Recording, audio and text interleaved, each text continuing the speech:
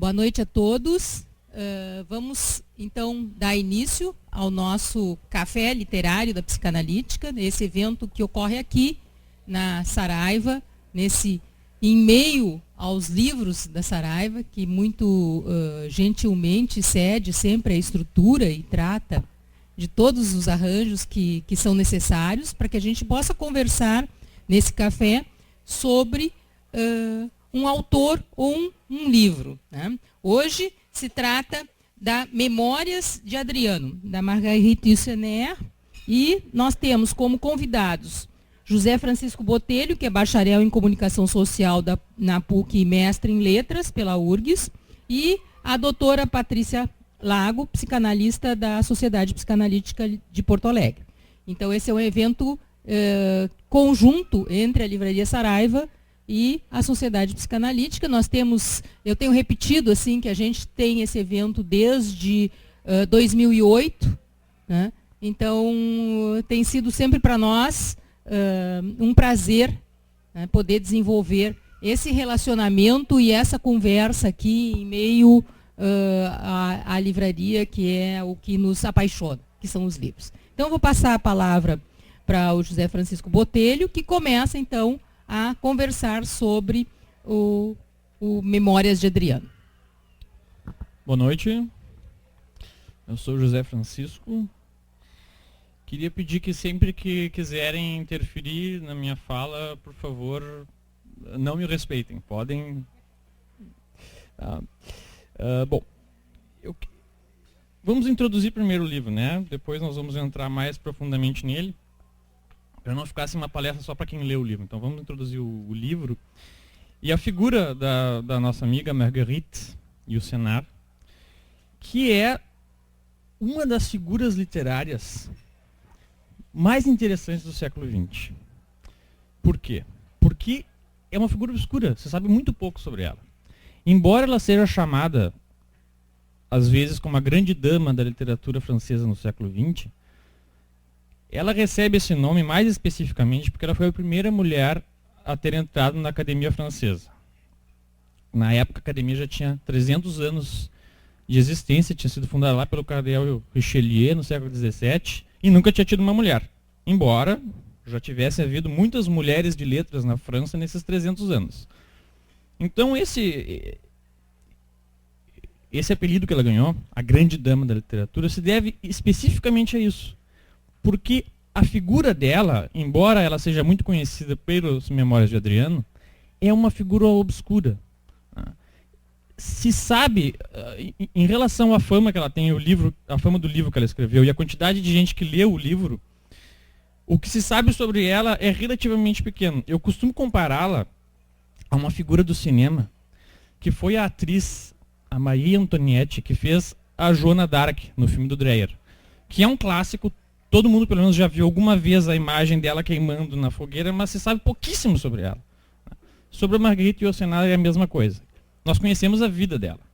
A vida dela é bem documentada, etc. No entanto, e isso é uma coisa muito interessante, para uma pessoa que escreveu tantas páginas e que foi lida tanto ao redor do mundo, ela escreveu pouquíssimo a respeito de si mesma, né? Deu poucas entrevistas, e nas entrevistas que dava, falava pouquíssimo a respeito de si mesmo.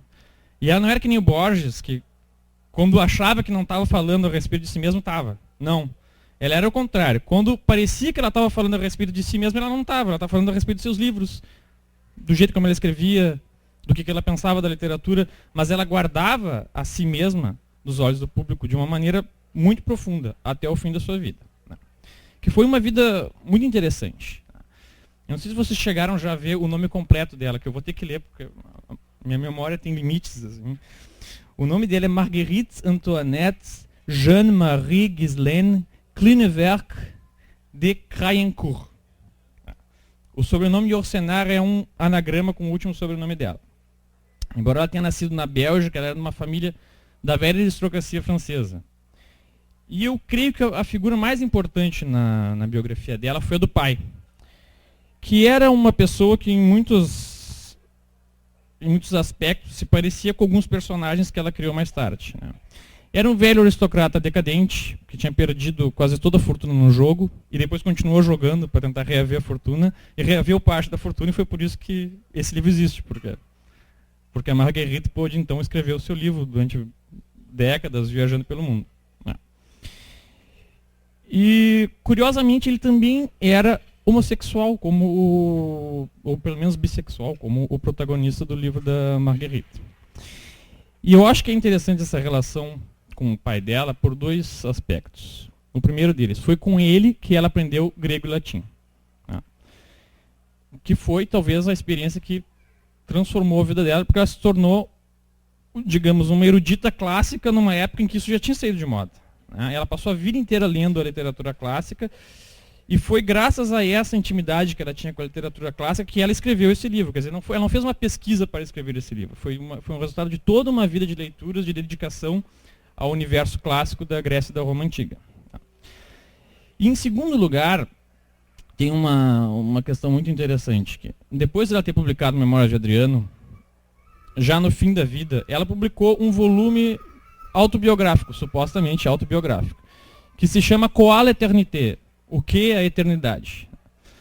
Só que o interessante desse livro é que ela não fala a respeito de si mesma, ela fala sobre o pai. Ela fala quase que o livro inteiro a respeito do pai, e diz pouquíssimo a respeito da sua vida, a respeito de como ela se sentia em relação ao pai, como ela se sentia em relação à família. O livro fala basicamente do pai dela, da herança da família, a herança cultural, né, dessa família aristocrática. E eu acredito que existe quase um subgênero na literatura que é meio difícil de explicar. Autobiografias que quase não falam do autobiografado. Tem uma autobiografia muito famosa do Rudyard Kipling, que se chama Algo de Mim Mesmo. E os críticos na época disseram que o livro deveria se chamar Quase Nada de Mim Mesmo, porque ele quase não fala de si mesmo, ele fala dos lugares onde ele teve, aí ele descreve o lugar, etc. E tem várias outras autobiografias que são mais ou menos nesse gênero. A dela é uma delas. E o interessante é que todos esses autobiografados que não se autobiografaram se tornaram figuras emblemáticas como figuras misteriosas na história da literatura. E todos nós adoramos um mistériozinho, né? Então, no final das contas, acaba tendo um efeito melhor. Bom, além disso, uma coisa interessante a respeito dela é que ela foi, eu acho que é isso que torna ela uma figura que tão difícil de definir.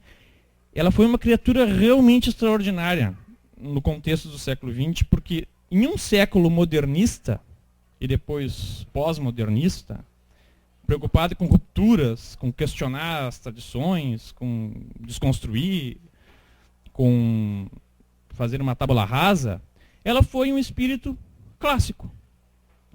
O que, no século XX e no nosso, é uma coisa muito rara. Né? E ela foi um espírito apaixonadamente clássico. Né? Eu acho que o grande legado dela foi essa tentativa de fazer um resgate da tradição humanista do Ocidente, desde Grécia e de Roma Antiga, em uma época em que esse resgate já era considerado desgastado. Né? Mas ela mostrou que não. Né? Ela mostrou que é possível ter-se um espírito clássico em uma época anticlássica e se produzir excelente literatura. Queria falar alguma coisa? Não. Bem, e como é que ela expressou esse resgate? Através de uma vertente literária muito específica que não é simplesmente o romance histórico. É a ficção histórica metafísica. Quer dizer, ela não volta simplesmente a um período do passado, e aqui eu gostaria de deixar marcado como essa definição de romance histórico ela é difícil, né? Porque quando é que começa o passado? Ontem? Ano passado? 10 anos atrás? 100 anos? Quando é que o romance vira romance histórico? Quando é que ele deixa de ser romance histórico? Se eu escrever um romance situado em 1990, vai ser um romance histórico? Não. Quer dizer, então, é uma definição complicada. Né? Então, eu creio que o principal a respeito da literatura que ela fazia não era que simplesmente que ela fazia uma pesquisa histórica, que ela não situava no tempo presente, mas é que ela buscava produzir uma literatura que tratasse de temas metafísicos. Como assim temas metafísicos? Eu costumo dizer que metafísica é tudo aquilo que saiu de moda durante o século XX. Né? É tudo aquilo que saiu de moda. É o que transcende. O que transcende o homem. O que transcende a condição humana. Mas vejam bem, o que transcende a condição humana deve estar já sugerido na condição humana. Senão não nos convence. Então eu creio que essa seja a chave para entender a literatura da Marguerite Yourcenar. Ela teve uma existência nômade, como a do Adriano. Quem ler o livro vai saber. Ele passou a vida viajando pelo Império e ela passou a vida viajando pela Europa e pelo mundo, com o dinheiro que o pai dela tinha ganhado nas cartas, perdeu, depois ganhou. E ela acabou seus dias nos Estados Unidos, no litoral do Maine, numa ilha isolada, que foi onde ela viveu com a companheira dela até o fim da vida, e foi onde ela escreveu as Memórias de Adriano. Agora é importante notar, aliás, quem for ler o livro, leia o livro e não deixe de ler as notas que estão no final do livro, que são uma espécie de diário que ela escreveu ao longo de anos a respeito da escritura desse livro. O livro é totalmente diferente depois que tu lês essas notas, esses diários dela. Inclusive nós estávamos discutindo ontem, né, que a primeira vez que eu li eu tinha entendido umas coisas, depois eu li as notas dela e eu entendi de um outro jeito. Né? Então realmente as notas que ela escreveu são muito reveladoras. E uma das coisas interessantes que revelam essas notas é que ela vinha tentando escrever esse livro, ela publicou em quando foi? 51, né? 51. Mas ela vinha tentando escrever esse livro desde os 20 anos. Né? Ela começou a tentar. A primeira versão ela escreveu em 1928, 1924, né? Queimou, tentou escrever de novo, tentou escrever o livro sobre diversas perspectivas de diversos personagens da época, acabou ficando só no Adriano. Né? E ela tem aquele método, né, que a gente estava discutindo ontem, que quando vocês lerem esse livro, ou aqueles que já leram, devem ter notado que é um livro de uma intensidade pungente. Cada página é muito intensa, como se estivesse concentrando em cada linha toda uma gama de emoções e toda uma gama de reflexões que às vezes ficam só sugeridas, mas sugeridas de maneira muito intensa. Isso é um resultado do método de escrita dela, que era um método bastante excêntrico, mas que deu certo. Nas notas ela diz isso, né? Que todas as noites ela se sentava e ela escrevia páginas e mais páginas descrevendo cenas passadas naquela época do passado longínquo, e ela entrava naquelas cenas e ela descrevia nos mínimos detalhes, alguns detalhes obscenos, inclusive, ela menciona. E aí, ao raiar do dia, ela queimava tudo. E quando ela foi escrever o livro, ela escrevia apenas vestígios de toda aquela obra enorme que ela diz que escreveu apenas para si mesma. Então, a obra que ela escreveu para nós é uma concentração daquela obra muito mais vasta que ela escreveu para si mesma e queimou. A cada noite ela queimava, a cada amanhecer ela queimava. Então eu acho que isso explica um pouco o intenso prazer que a leitura desse livro proporciona. Parece que cada página está carregada, está carregada de sentido, está carregada de emoções. Isso é por quê? Porque ela concentrou toda essa obra invisível nessa obra visível. Então parece que a obra ela realmente está quase explodindo e ao mesmo tempo parece harmônica. É um feito, é uma proeza. Bom,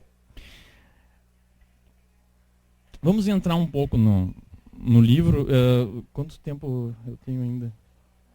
Tem tempo ainda? Tá, então tá. Vamos falar agora um pouco especificamente do livro, nós já falamos dela. E eu queria primeiro situar ele, nós estávamos falando do romance histórico, né? Como é, se nós pararmos para pensar como é relativa essa questão de quando é que um romance se torna histórico, quando é que ele não se torna histórico, né? Existe uma coisa muito, um exemplo muito interessante, que é o livro chamado A Cartucha de Parma, que foi escrito pelo Stendhal no século XVIII, finalzinho do século XVIII. Já no início do XIX. Viram? O livro começa no final do século XVIII e aborda o início do XIX. Ele escreveu alguns anos depois do período que ele retrata. Aí nós vamos ler hoje, parece um romance histórico. Mas é ou não é? Porque para ele não era, e para nós é. Então é uma questão complicada. Agora, o gênero existe. Né? E ele nasceu de um interesse pelo passado. Mais especificamente, daquele interesse pela Idade Média, que surgiu na época do romantismo. Eu estou falando da Europa, né? Não vamos na China já tinha romance histórico desde da época do Imperador Amarelo. Estamos falando da Europa. Esse interesse pela Idade Média, na época do romantismo, que era uma reação ao denegrimento da Idade Média pelo classicismo, ele deu origem a romances como aqueles do Walter Scott, os do Victor Hugo, que aqui nós chamamos de Corcunda de Notre Dame, mas na verdade é só Notre Dame de Paris, o nome do livro, que é um livro situado numa reconstrução da França medieval. E aí, pouco a pouco, começou na Idade Média e pouco a pouco foi regredindo até chegar à Antiguidade.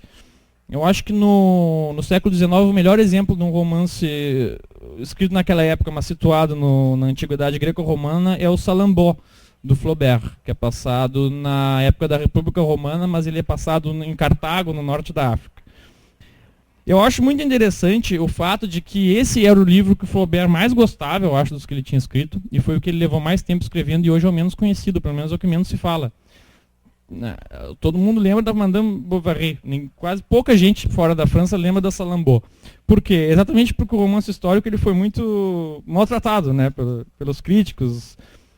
Durante o século XX, geralmente o que se dizia, como é que tu vai falar numa época que tu não estava lá, então eu respondo geralmente essa crítica do seguinte forma, como é que tu vai falar na própria época? Tu acha que tu entende mesmo, assim, com uma visão onisciente o que está acontecendo ao redor? Não entende, né? Na verdade, as nossas limitações e as nossas possibilidades, elas estão em jogo da mesma maneira escrevamos nós a respeito do que nós bem entendermos, né? Nós podemos situar um conto em uma época muito remota, em um lugar muito distante, e escrevermos com a mesma propriedade ou falta de propriedade que eu teria descrevendo essa cena agora aqui, né? Então, mas fica essa questão, que o romance histórico ele foi muito maltratado ao longo do século XIX, e é por isso que, por exemplo, o Salambó do Flaubert é quase desconhecido fora da França, enquanto que a Madame Bovary todo mundo estuda até hoje, etc. Bem, mas, de qualquer forma, isso é muito interessante, embora tenha sido maltratado pela crítica, ele é um gênero praticamente imortal, porque depois que começou lá no Walter Scott, nunca pararam de escrever romances históricos e as pessoas nunca pararam de ler. Tanto é que A Memória de Adriano é um exemplo, O Nome da Rosa é outro, o Umberto Eco praticamente só escreve romances históricos, não é? E especificamente a respeito de romances históricos passados na Roma Antiga, tem uma coisa interessante, que existe todo um subgênero, não sei se vocês notaram, de biografias romanceadas de imperadores romanos, né? Existem dezenas de livros que falam, geralmente na primeira pessoa, né, contando a vida de imperadores romanos.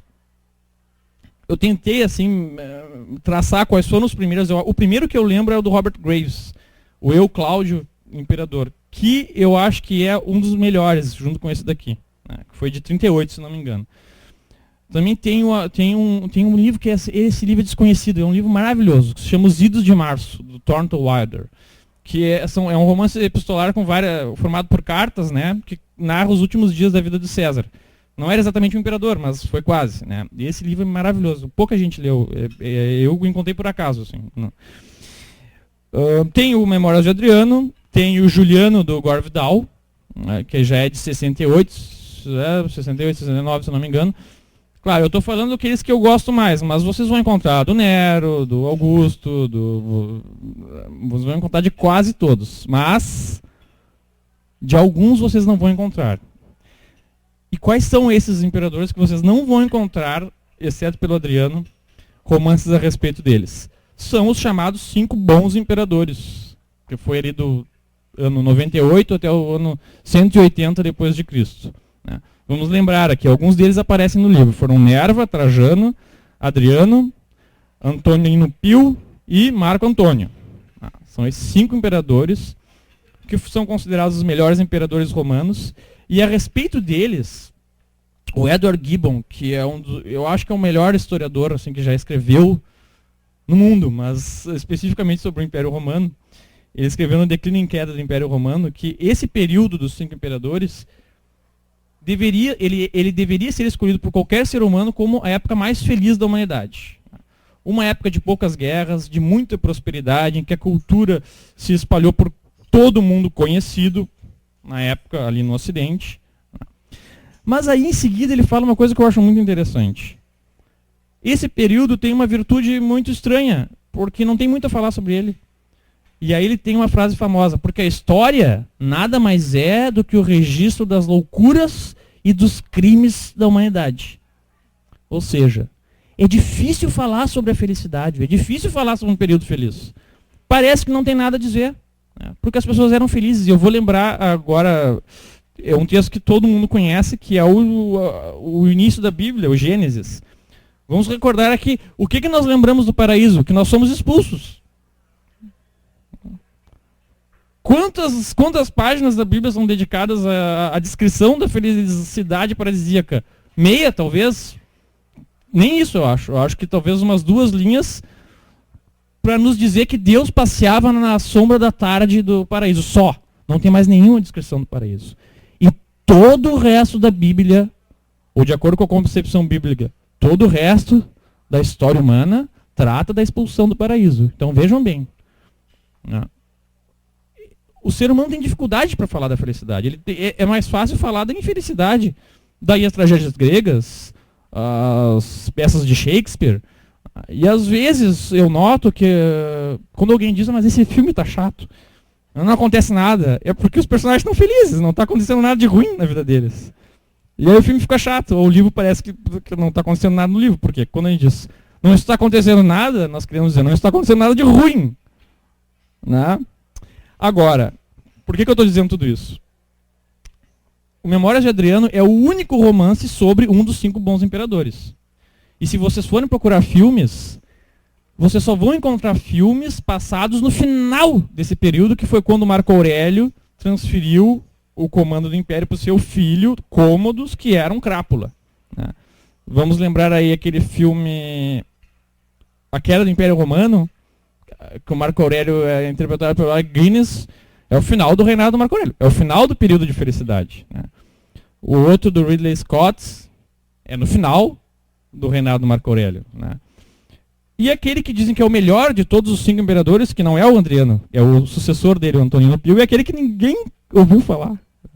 Não apareceu nem de leve em nenhum filme. Então, quer dizer, por que eu estou dizendo tudo isso? Porque uma das proezas desse livro, realmente assim, é uma façanha, foi ela ter escrito um livro envolvente, um livro que se lê do início ao fim com paixão, sobre um período feliz da humanidade.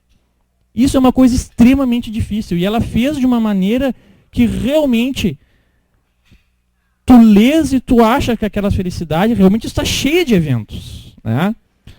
Mas se nós pararmos para pensar, o reinado do Adriano ele ocupou meia página no livro do Edward Gibbon. Ele contou que foi muito bom, que foi próspero, que o Adriano viajou muito, que tinha um amante chamado Antino, né? Mas não teve nenhuma guerra, não teve nenhuma invasão, as pessoas estavam felizes, o Adriano estava feliz. Né? Então, realmente é uma proeza literária. Agora, e aí é que eu acho que está digamos assim, a virada interessante do livro. É que ele narra, vamos lembrar aqui, é o Adriano refletindo sobre a própria vida, à beira da morte. Né? E vamos lembrar aqui que os moribundos sempre lhes atribuíram uma lucidez muito forte em relação ao passado, que você lembra toda a vida quando está para morrer, e uma espécie de clarividência em relação ao futuro. Então, na verdade, por estranho que pareça, ele está numa situação privilegiada, à beira da morte, dando adeus à vida. Né? E ele escreve esta longa carta ao Marco Aurélio, que vai ser um dos sucessores dele. Né?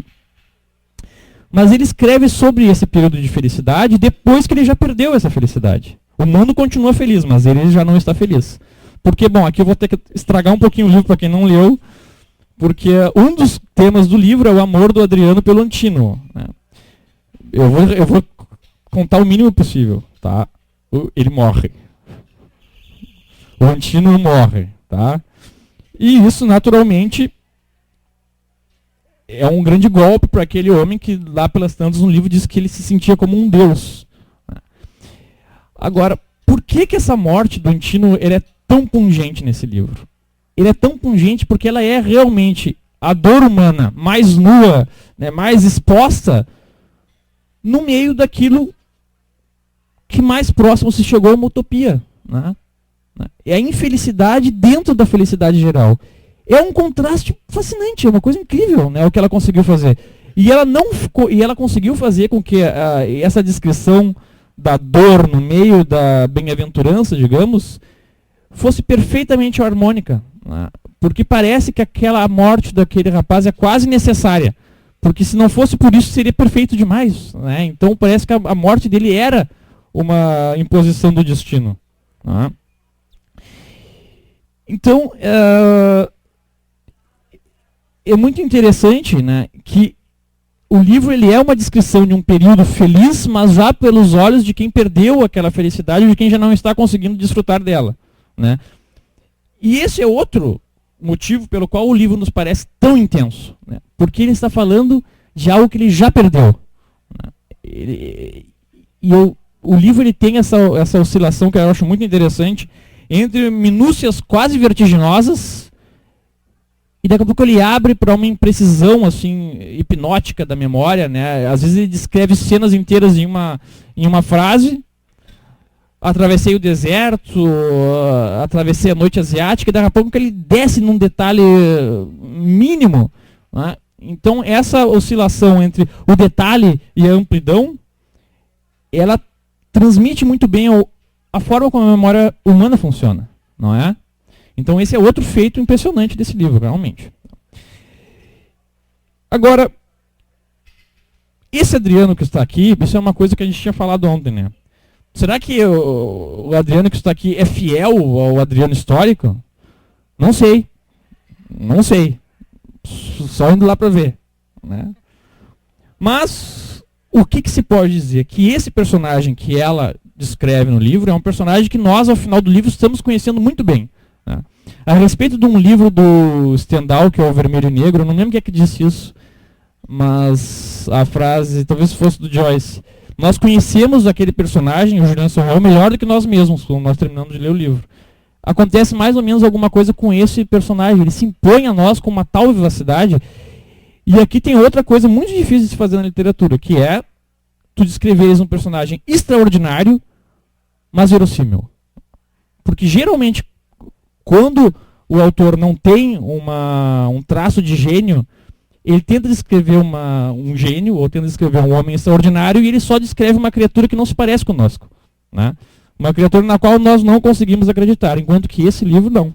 Nós acreditamos perfeitamente nesse personagem, a ponto de nós acharmos que o Adriano histórico era este homem. Tá? E ao mesmo tempo é um homem extraordinário. Tá? Então realmente é uma coisa do artesanato da narrativa muito difícil de se fazer. Tá? E aí tem uma outra questão, que é o quanto desse Adriano se parece com a autora. Né? E aí, de novo, nós vamos encontrar lá nas notas do final do livro, uma frase dela que... Tem duas frases muito boas, né? Aquela que lembrasse ontem, que ela escreve que esse século no qual se passa o livro é muito interessante porque os deuses pagãos já tinham desaparecido, quer dizer, as pessoas não acreditavam mais neles, mas Cristo ainda não havia dominado o mundo. Então, durante um século só houve o homem. Né? E ela diz que foi o último período dos homens realmente livres. Tá? Esse é o único. Tá? O único. Tá? E além disso, tem outra frase que eu acho muito interessante das notas, que é: todo ser que viveu a aventura humana sou eu. E lá pelas tantas no texto, na narrativa do Adriano, ele diz que isso está perdido no meio de um parágrafo. Uma das minhas ambições, eu não sei se eu consegui, foi experimentar a vida pelos olhos e pelas sensações de todos os homens. Quer dizer, ele foi um homem extraordinário, conforme descrito no livro, porque ele tentou ser todos os homens. Né? Nesse sentido, ele é um pouco parecido com Ulisses, né? Que na Odisseia, se vocês vão recordar, ele ficava perambulando pelo mundo e dizendo que se chamava ninguém. Né? Aqui é o contrário, é um homem que perambula pelo mundo, que está sob o seu domínio, e quer ser todos os homens. Não é? Pode parecer que é o oposto, mas na verdade, se vocês pararem para pensar, é muito parecido, porque aquele homem que não é ninguém, ele pode ser todos. E aquele homem que é todos, ele não é nenhum. Não é? E ao mesmo tempo, ela, coloca na sua própria... Ela mesma escreve isso. Ela, Marguerite, nas notas escreve: todo ser que viveu a aventura humana sou eu. E por fim, uma outra, só para completar, é bom lembrar que quase todos os livros que importam e que as pessoas continuam lendo depois, ele na época foi muito criticado. Esse aqui é um caso, né? Hoje ninguém lembra, mas esse livro foi muito criticado na época que saiu. Alguns diziam que o livro era muito pouco moderno, né? Quer dizer, é porque narra uma história, tá, não faz fluxo de consciência, não conta a história de trás para frente, enfim. É uma história no passado, não, enfim, né? Fala de filosofia, saiu da moda, etc. Não é moderno. Outros diziam que ela tinha criado um personagem moderno demais, né? Porque ela coloca na boca do Adriano algumas reflexões que parecem até conter previsões do futuro, ou seja, reflexões que necessitam uma perspectiva dos séculos que se passaram, né, para terem sido escritas. E eu acho interessante que nas notas ela escreve que quando o Adriano morreu, a população acreditava que ele tinha o poder da clarividência, que ele conseguia ver o futuro. E ela tentou colocar isso no livro de uma forma subliminar, sem deixar isso de forma óbvia. Então, na verdade, essa aparência de ideias modernas que tem no livro são parte do jogo, porque, na verdade, ela está introduzindo sutilmente esse dom da clarividência. Quer dizer, ele reflete à beira da morte sobre o passado, mas também com relances do futuro. Mas aí ele escreve, mas para isso funcionar, isso tem que ser muito vago. E realmente é tão vago que tem gente que nem nota, porque às vezes ele está falando do futuro. Mas eu acho muito interessante que, num romance histórico, ela tem introduzido, ainda que sutilmente, esse traço que é um traço da lenda, né? E eu acho que a outra... isso também entra naquela discussão de nós podemos representar o tempo que passou, nós podemos representar o nosso próprio tempo, nós podemos representar um melhor do que o outro, não sei. Eu só lembro que o Borges falou uma vez que o tema de qualquer escritor em qualquer lugar do mundo é único, o universo. Nós podemos falar muito bem sobre ele ou podemos falar muito mal. Esse livro eu acho que fala muito bem. Vou passar agora para Patrícia. Vamos passar a palavra para a Patrícia, então. Primeiro agradecer à SPPA e à Rose por esse agradabilíssimo convite de passar algumas semanas no convívio com essas enriquecedoras, muito enriquecedoras companhias que é esse livro, esse imperador e essa autora. Quem não leu, realmente leia, porque a gente se enriquece. Tem muito a dizer, né? Eu vou tentar partilhar com vocês um olhar psicanalítico, naturalmente, sobre esse livro, né?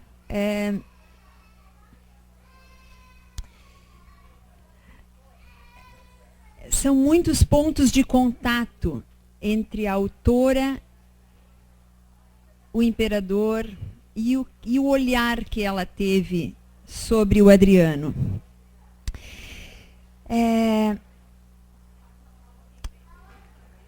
Primeiro, por que é fundamental a gente ler as notas? Realmente,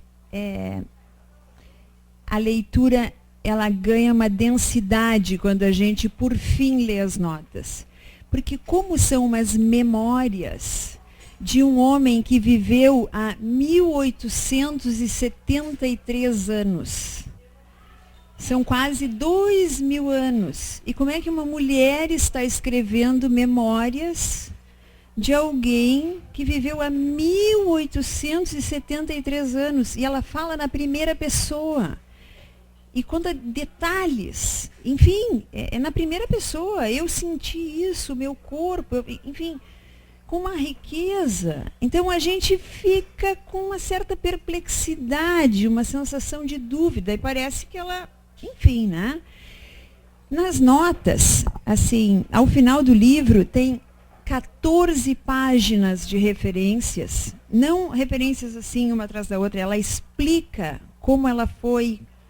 E são 20 páginas de explicação do método de construção das cenas, onde ela explica, por exemplo, isto, né?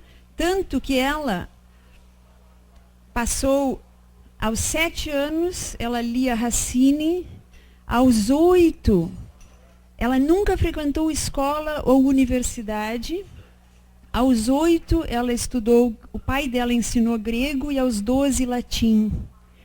E ela passou a vida estudando civilizações antigas e inúmeras línguas antigas. E ela pesquisou muito para este livro, né? Que aos 20 anos ela decidiu escrever as Memórias do Adriano.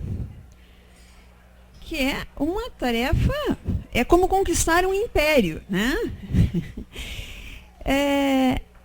Dos 20 aos 25 ela escreveu. Depois ela resolveu destruir aquilo. E ao longo de... Ela abandonava o projeto, ela destruía, ela chegou a ter vergonha de ter ousado fazer isto, né? Isto foi uma tarefa de uma vida. E escrevia outros livros, enfim, né?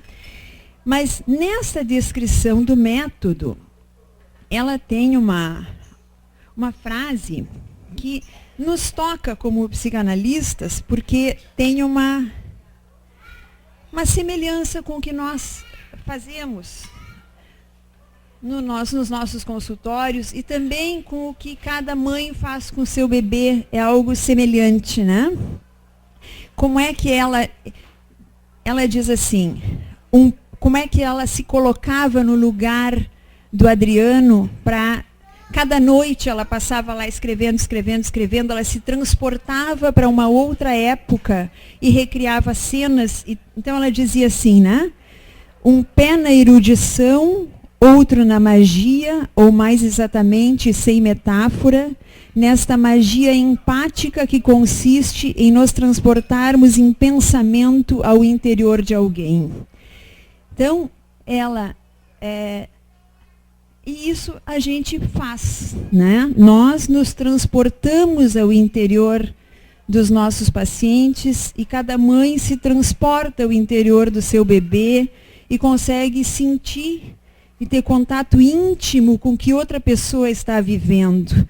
E por isso, nós conseguimos imaginar, sofrer as dores do Adriano, sofrer as alegrias, os prazeres.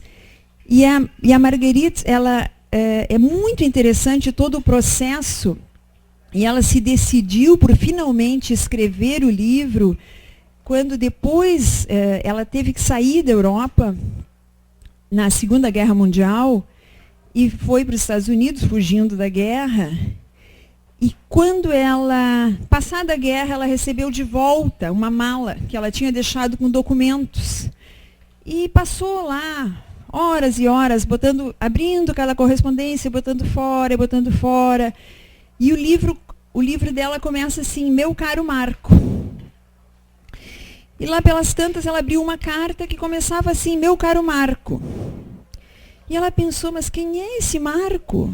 Algum tio, algum primo, um amante? Até que ela se deu conta que o Marco era o Marco Aurélio, né? E que ela tinha reencontrado partes do fragmento do manuscrito perdido. E ali ela se decidiu a finalmente retomar um projeto que ela já julgava abandonado definitivamente. E naquele momento também o livro adquiriu um outro sentido, porque ela até então pretendia escrever sobre o Adriano, sobre o amante das artes, sobre outras facetas, né, da personalidade múltipla, complexa, multifacetada dele. Mas naquele momento em que ela tinha vivido a fragmentação de um mundo em guerra, em que ela tinha vivido o impacto, a dor, as perdas de um mundo dilacerado pela violência, ela tinha se dado conta da importância do príncipe que tinha instituído a Pax Romana, porque o Adriano, entre outras tantas coisas, ele pacificou o Império Romano, que o Trajano tinha expandido à sua maior extensão, mas à custa de muita guerra, né?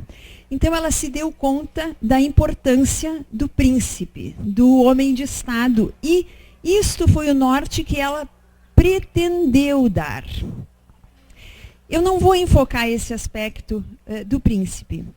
A Marguerite, ela foi criada pelo pai porque ela perdeu a mãe no parto. E nesta ausência de dados que há sobre a vida dela, chama atenção nas notas, ela dedica as notas, não o livro, né? Porque do livro ela retira a pessoa dela, ela quer que fale a voz do Adriano. Então ela se cala, né? Mas as notas ela dedica a esta companheira, porque não só o pai, mas também ela era homossexual, né? E ela dedica as notas a GF, né? Que foi a companheira dela de praticamente toda a vida. Mas me chamou muita atenção que ela, na boca do Adriano, ela diz o Adriano agradecer a Escauro ter ensinado, ainda ele criança, o grego, que abriu tantos horizontes a ele. Mas nas notas, ela não diz uma palavrinha ao pai. Ela não agradece nada ao pai, não cita o pai, né? E nós vemos o Adriano. Vocês sabem o que o Adriano diz? O Adriano diz que ele nasceu onde? Vocês sabem o que ele diz? Onde é que ele nasceu? Ele não diz que ele nasceu de pai e mãe, não. Que nem todos nós. Ele diz que ele nasceu nos livros. Ele diz que o lugar de nascimento dele é o lugar onde o primeiro olhar inteligente que... Deixa eu ver se eu vejo aqui a citação. O primeiro olhar inteligente que a pessoa lança sobre si, a minha pátria, minha primeira pátria foram os livros, né? E nos livros a pessoa pode, como ele, aliás, ele como ela, tiveram uma instrução fantástica, né? E ele se preparou para ser o homem de Estado e o imperador que ele foi. Mas os livros ensinam a amar? Um livro pode ensinar a pessoa a amar? Não. Isto a gente só pode aprender a amar sendo amado, né? Pela mãe. Agora, vocês sabem o nome da mãe do Adriano diz no livro? Não. Eu fui descobrir no Deus Google lá. No Google em italiano, porque nos nossos nem em inglês eu achei, né? Tem alguma estátua, o Adriano mandou construir alguma estátua. No Google eu não achei, nem no italiano. Nenhuma. Nem para o pai. Ele diz, ele fala, né? Quando ele fala de como a pessoa se forma e tal. Ele diz que quando a gente que o homem se recusa a se entender vindo do nada ou sem origem, né? E ele diz que quando não entende, a pessoa vai buscar nos astros. E ele passou procurando nos astros e no misticismo e tal. Aí ele fala no avô, e ele diz que o avô dava a ele tanta importância quanto aos animais da sua fazenda, às suas terras e às pedras que caíam do céu, porque o avô era um místico, sem demonstrações de afeto e tal. E o avô é o que merece a descrição mais longa.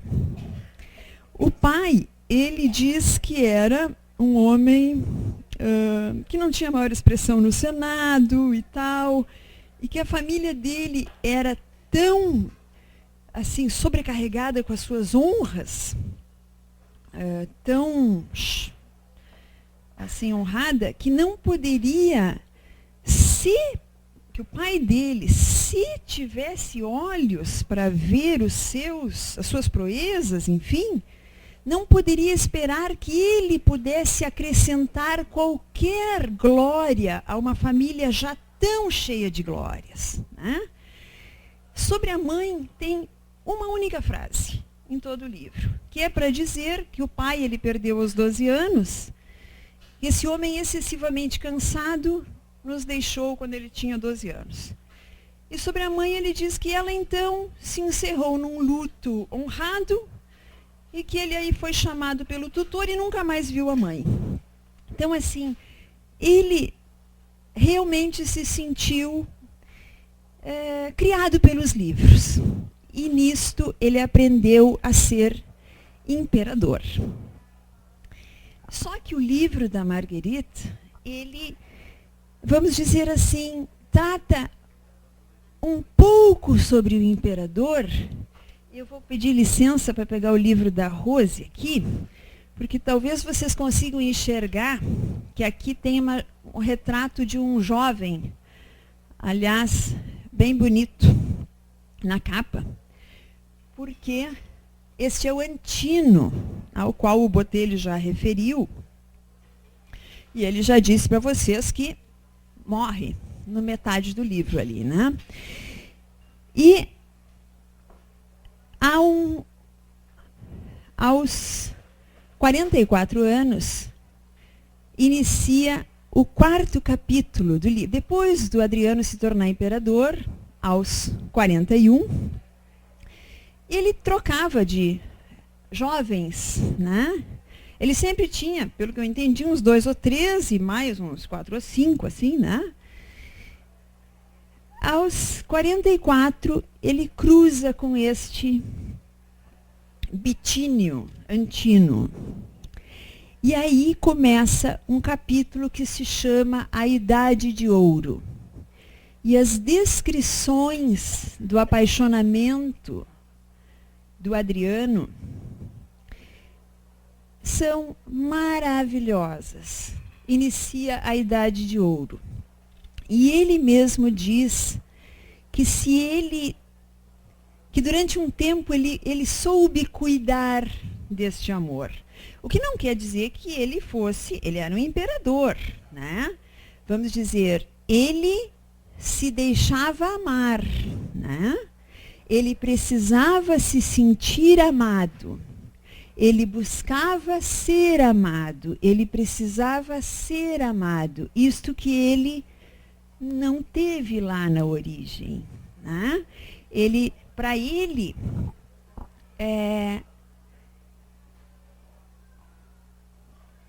à medida que o tempo foi passando, e isso, vamos dizer assim, a relação durou apenas 4 anos, né?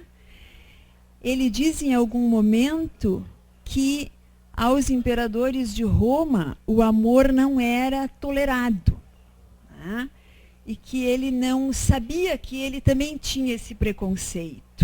E que em algum momento isso começou a pesar a ele, né?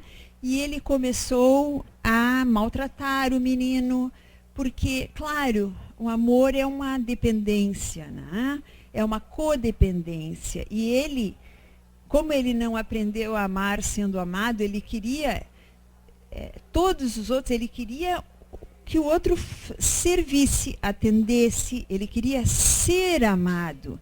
Mas amar, ele dizia, ele usa uma imagem que ele se sentia como fixado ao corpo do amado, como ao crucifixo, né? como o crucificado a um crucifixo, né? Para vocês verem como é uma imagem e que o amor começou a pesar. Ele diz: eu não amava menos, mas que o amor começou a pesar como um braço começa a pesar quando... E ele começou então a torturar o rapaz, a submetê-lo a humilhações. E aquilo foi, até que o que aconteceu? O rapaz se matou. Aquele homem, esse imperador poderoso, que a essa altura se sentia um deus, não um deus no sentido místico, mas no sentido do poder, né? Um homem que podia tudo e que não dependia de nada e que não queria se sentir dependendo. Ele tinha um poder de vida e de morte ele mandava matar, né? Vamos dizer assim, ele procurava ser justo, segundo a Marguerite, né? Mas ele exercia esse poder em nome e pelo bem do Estado, conforme o que ele considerava, né? E subitamente esse menino, como ele chamava, o Antino tinha 20 anos nesse momento, e era lindo, e era querido, e era apaixonado e devotado a ele. Ele chamava o belo galgo, porque era como um cachorrinho, né? Se mata como num ritual de sacrifício pelo bem dele, sacrificando o corpo para que ele ficasse, né? E aí é muito interessante, porque todo o processo de luto é muito bem descrito. O que o Adriano faz, ele tem mais estátuas, esculturas do Antino que de qualquer rei. É a única escultura da antiguidade que foi feita por amor, simplesmente. Tem esculturas de reis, de rainhas, de figuras de Estado e tal, mas porque alguém foi amado, simplesmente. E ele descreve, onde ele ia, ele carregava com ele aquelas esculturas, e nas noites de insônia, ele saía pelos aposentos, e aquelas figuras de mármore eram como fantasmas que assombravam a ele, e ele acariciava. E aí, de manhã, ele discutia com os escultores e se amaldiçoava, porque ele ficava perseguido, porque claro que ele se sentia responsável pela morte do rapaz, e se culpava, e se sentia com as mãos sujas, e ficava se remoendo. Então é um processo de luto pela culpa, né? É maravilhosamente bem descrito, e a gente sente, acompanha com ele como ele se culpa por não ter podido amar da forma... Ele sabe que ele poderia ter vivido aquilo talvez para o resto da vida, se ele tivesse sido capaz de, né? Mas ele não foi. Ele transformou o Antino em Deus. Ele mandou construir uma cidade, um templo, uma cidade no Egito onde isso ocorreu, um templo. Distribuiu, onde ele ia, ele mandava fazer, e daí ele ficava com raiva daquelas esculturas que o perseguiam e o acusavam, e discutia que o lábio não era assim, e que o nariz não estava bem certo, e que a bochecha era mais para cima, e que, enfim. Mas na manhã seguinte ele encomendava mais uma escultura, e assim ele ia. Ao mesmo tempo, ele se encheu de raiva e de ódio, e descarregou isto à sua volta. E assim, um olho de um funcionário acabou perfurado, e um outro foi para o exílio, e um poeta mandou para o exílio, e expulsou um outro de um banquete, porque ele estava tomado de intolerância, ele estava descarregando, né? Foi para a guerra, assim, ele deixou de poder contar com a sua capacidade, de que ele dispunha até então, para cuidar daquele imenso império, que tinha 6,5 milhões de metros quadrados naquela época. é um país de dimensão continental. E naquela época não tinha internet, telefone, avião, etc., né? Então começaram a surgir revoltas, problemas. Foi nesse período que ele destruiu Jerusalém, transformou em Palestina. Mas em se envolvendo com a guerra, ele acabou espiando. E assim, isso é algo também que a gente veio a compreender, que a pessoa, quando está culpada, ela cria, vamos dizer assim, novas culpas para ser acusada, para ser criticada, e então nisso espiar, pagar por novos pecados, vamos dizer assim, né? E poder, enfim, poder vir a se sentir nesse processo. Mas até o fim da vida, ele foi conversando, retomando a conversa com o seu fantasma, como ele dizia, né? E sempre acompanhado das suas esculturas, né? Que era o amor que ele teve e não pôde viver, né? Mas ele termina a vida. Um outro tema muito interessante do livro é a relação dele com o corpo e com a morte, e onde tem uma frase também belíssima, que ele diz: eu quero entrar na vida, eu quero entrar na morte de olhos abertos, né? Que é essa coisa de viver, buscar viver plenamente, algo que ele não sustenta o tempo todo, porque nesse processo do luto ele chegou a desejar se matar, de tão intolerável que era a dor de ter perdido. Assim, pensem que um imperador poderoso, de repente, se vê totalmente impotente de ter perdido o ser que, talvez o único que ele amou, né? E foi amado. E ter uma vivência de impotência, né? E ele desejou se matar e teve que, e ele descreve isso, de ter que manter a adaga dele enrolada não sei quantas vezes para forçá-lo a ter que pensar mais vezes antes de consumar o ato que ele desejava consumar. E ele diz que, ao mesmo tempo, isso que antes ele era, vamos dizer assim, ele não conseguia compreender como é que alguém pudesse desejar abreviar a vida. Tal era a ideia de prazer que a vida era para ele, né? Ao mesmo tempo em que ele era tão libertário que ele entendia, logicamente, que se a pessoa quisesse encerrar a vida, ela devia ter esse direito. Ele só não compreendia que alguém pudesse desejar fazer isto.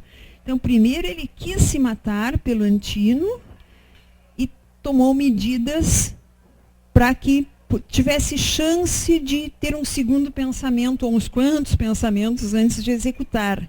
Mas ele tinha um senso de responsabilidade muito grande, e como ele não permitia aos seus soldados a deserção, ele entendia que ele também não tinha esse direito.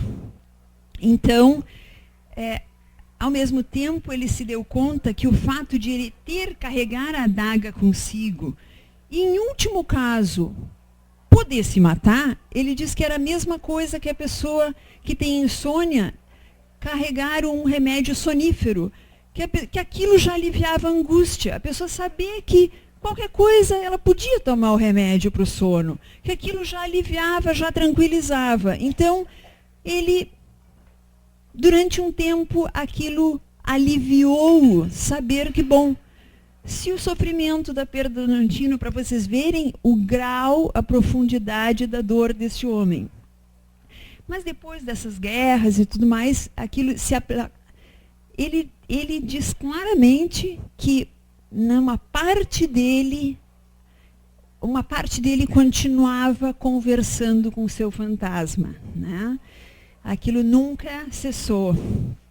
Mas ele diz que tinha outros substitutos, vamos dizer assim, né?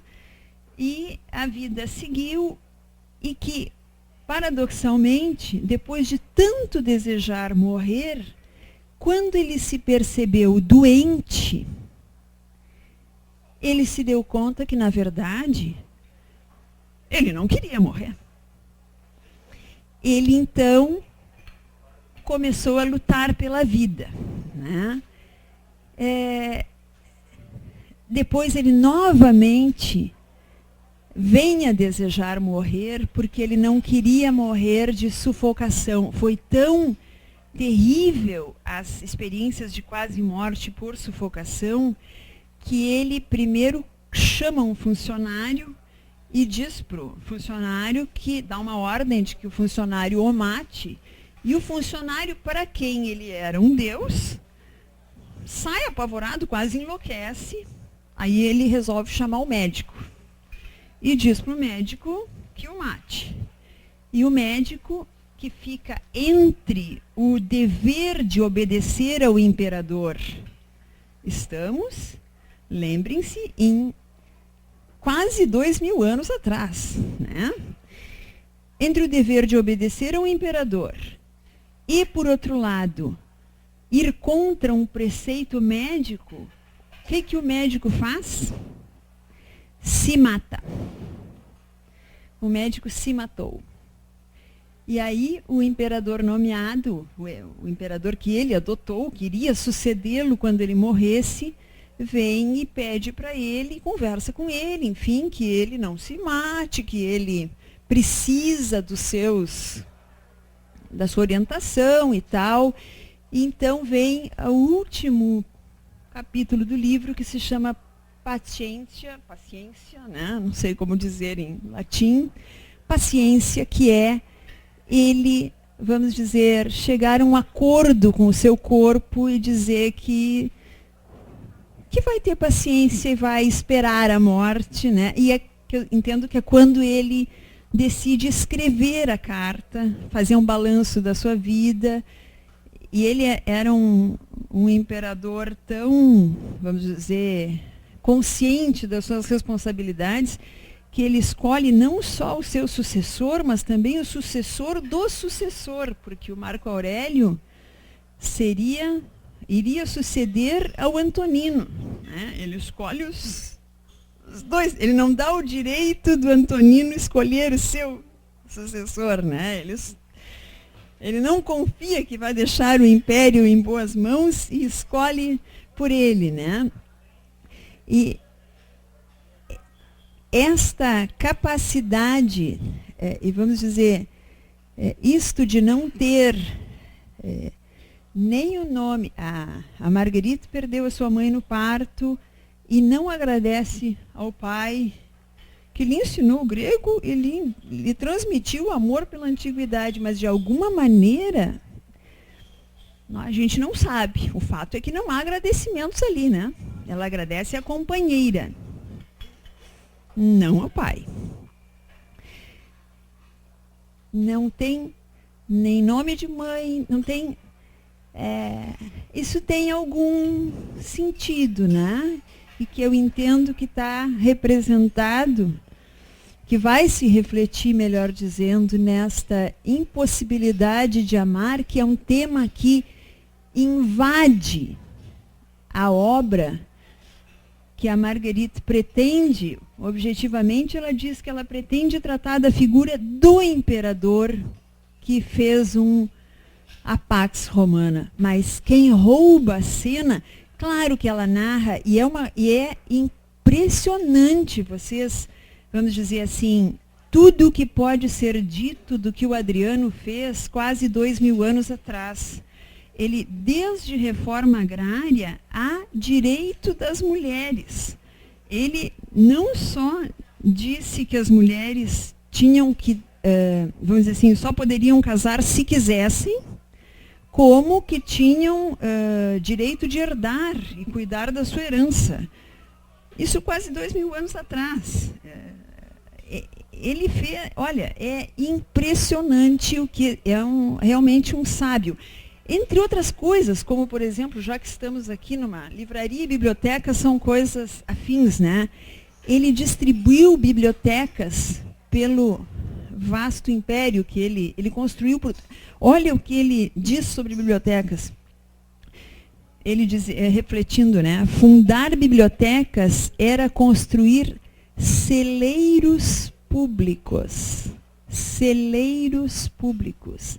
Aprovisionar reservas contra o inverno do espírito, cuja aproximação eu podia prever mesmo contra a minha vontade. Olha o nome que ele botou em cima, no pórtico de uma biblioteca. Hospital da Alma. Mas não é um homem genial?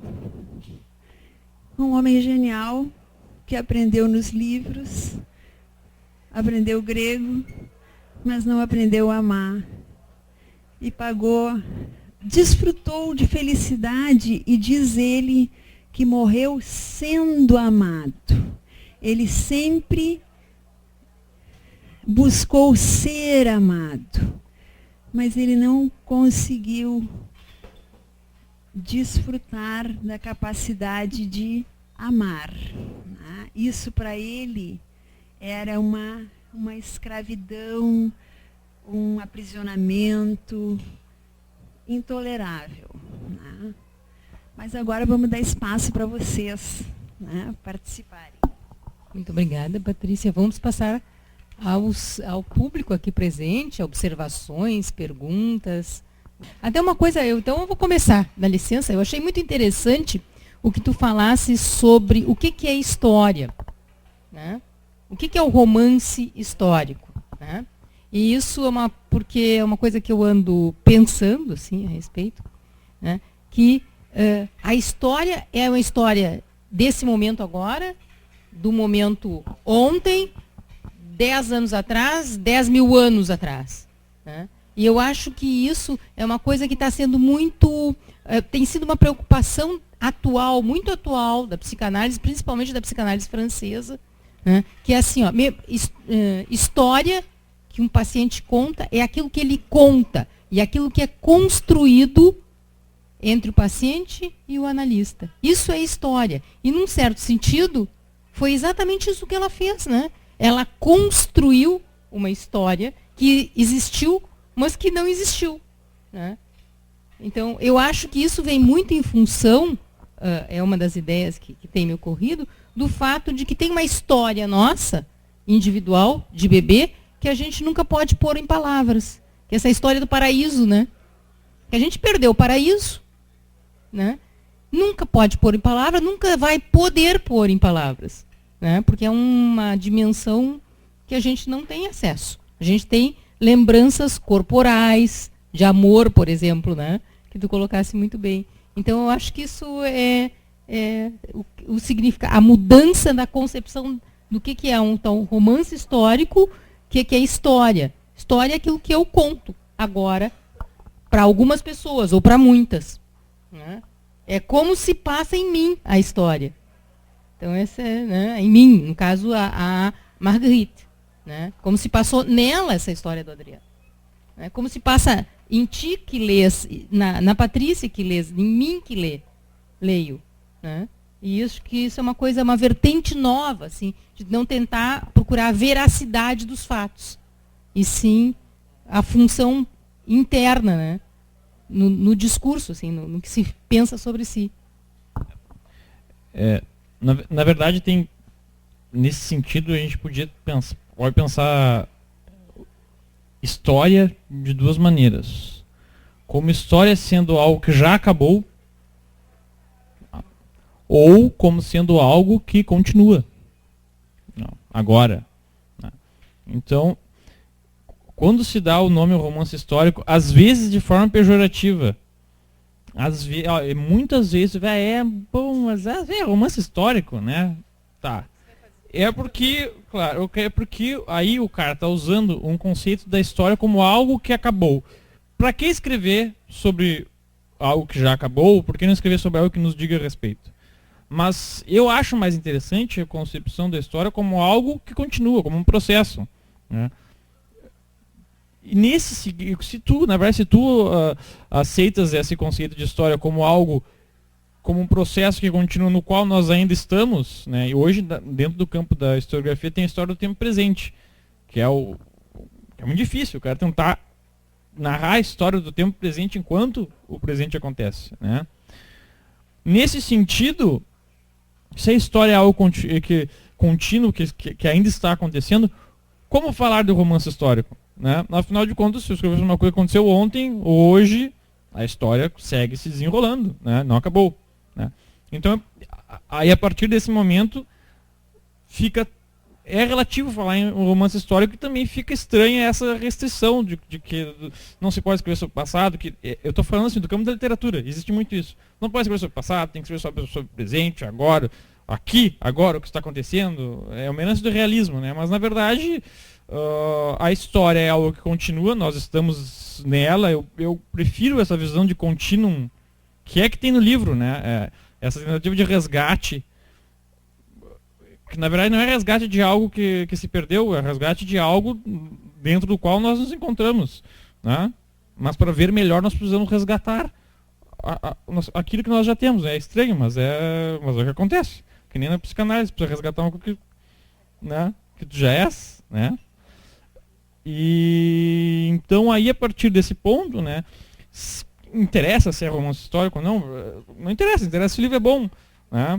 E eu digo isso só porque dentro do campo assim, da crítica literária isso é muito forte. Tem livros que tem gente que se recusa a considerar um romance histórico chamado romance histórico como boa literatura, né? E eu acho uma coisa muito limitante exatamente por essa questão, porque a história é uma coisa que é contínua. Então, quando é que o romance passa a ser histórico e quando é que ele deixa de dizer respeito a mim que estou agora, ontem, 100 anos atrás, 1000 anos, né? Essa é a questão. Aí, tu falasse de novo da dificuldade de falar sobre o paraíso, ou no caso, tu falasse o período da infância, né? Que talvez seja o período mais feliz da nossa vida, não sei.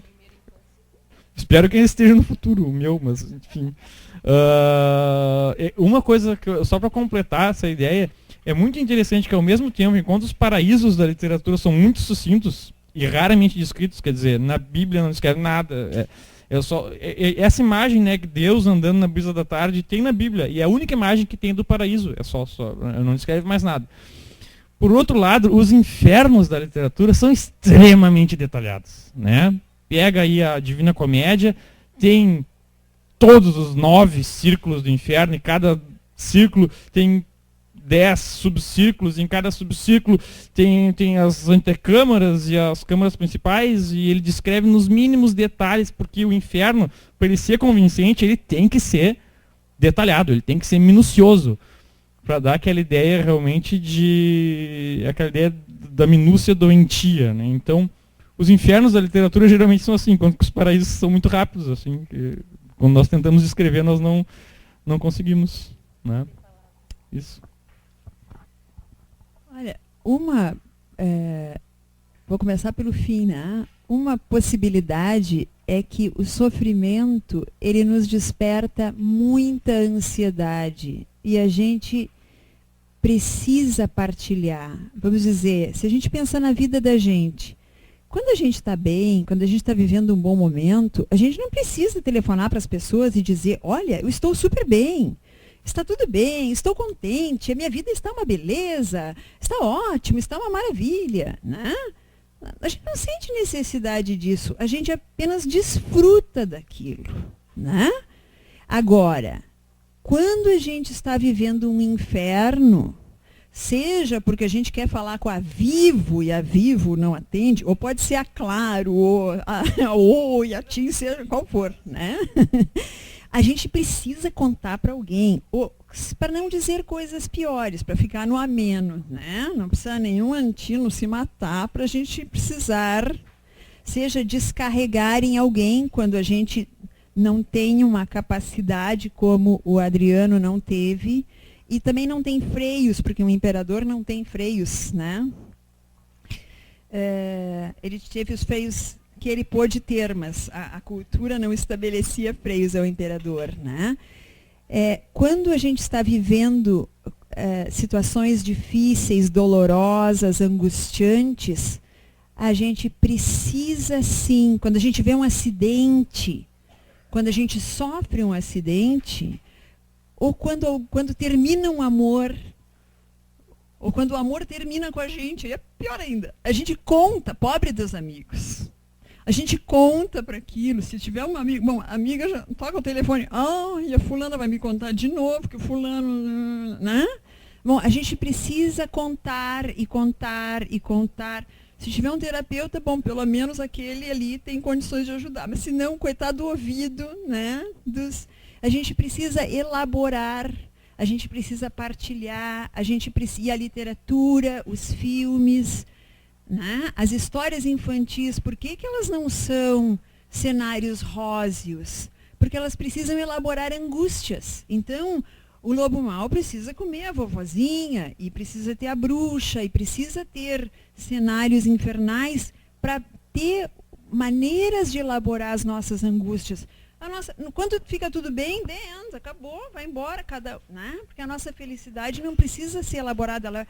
Quem tem condições pode ir viver a sua felicidade de forma privada, né? Agora, sobre essa questão da história, isso é sempre uma interpretação, né? Seja a nossa história, seja o que nós estamos vivendo aqui agora. Pode ser que eu esteja achando a minha fala uma maravilha. Ou pode ser que eu esteja achando, puxa vida, mas eu não estou conseguindo dizer, as palavras da Marguerite são muito melhores que as minhas.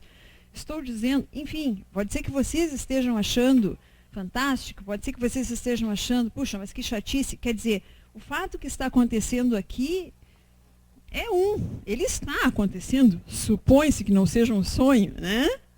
Mas qual é a narrativa, qual é a interpretação, qual é o significado disto? Para cada um varia. E hoje ele pode ser daqui a um tempo pode mudar, porque algum fato pode ocorrer que também mude o significado disto, né? Vamos dizer que daqui a um tempo um de nós descubra que algo mais estava se passando aqui, por exemplo, né?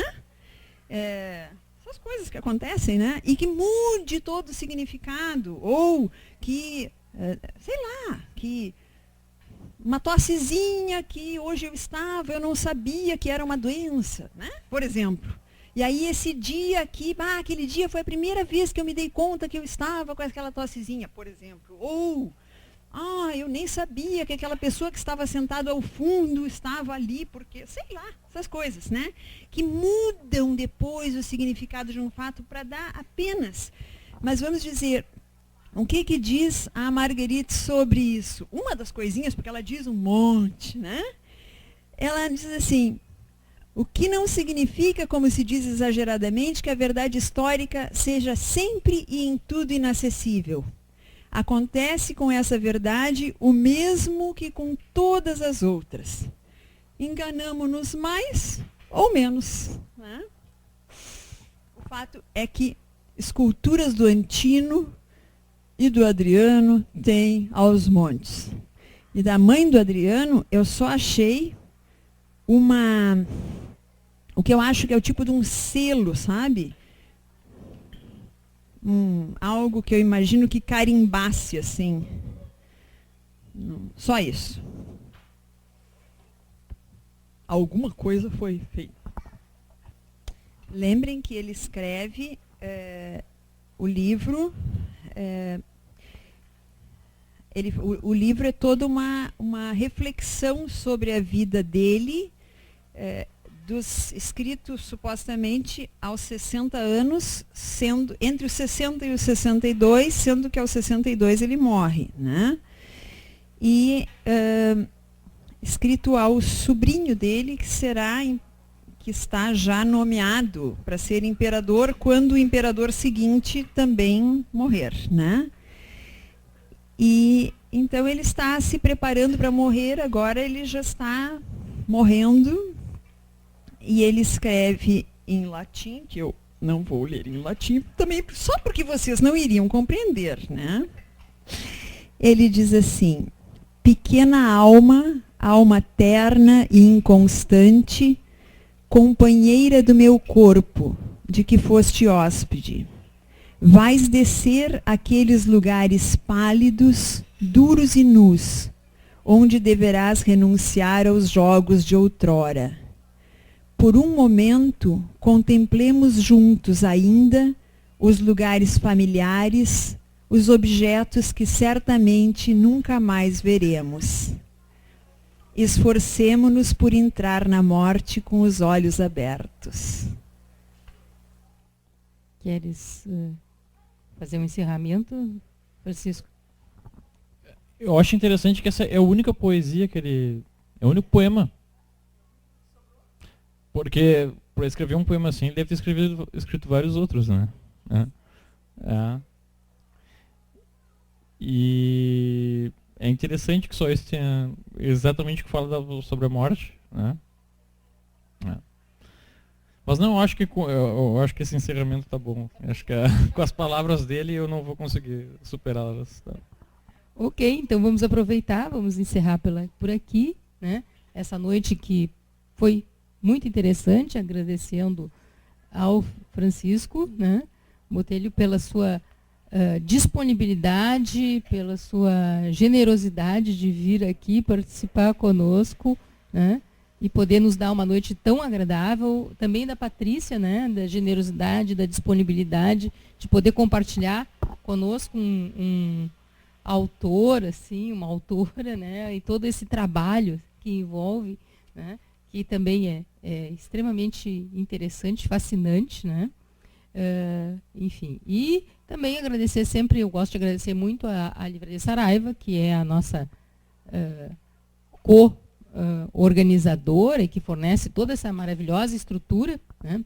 Hoje é hóspede e companheira, gostei da palavra, hóspede e companheira. Então, boa noite, muito obrigada a todos vocês.